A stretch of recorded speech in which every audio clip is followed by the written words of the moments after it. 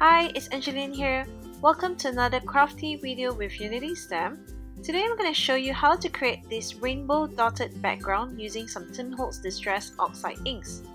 So first I've already stamped and colored this cute tuxedo bunny from Unity Stamp and Lisa Glanz. And I'm grabbing this Nuvo crystal glaze to create a mask for the bunny and the sentiment.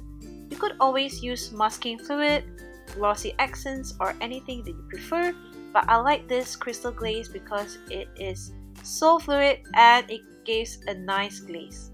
So once it's dried, it's time to create the dotted background.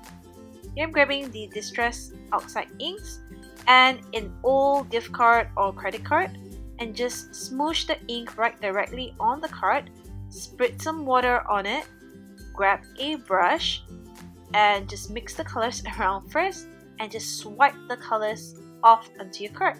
This will create the dots on the background, and you don't have to worry about the bunny or the sentiment because it is already masked. So just repeat this for all the colors and just wipe off the colors in between and you're ready to go.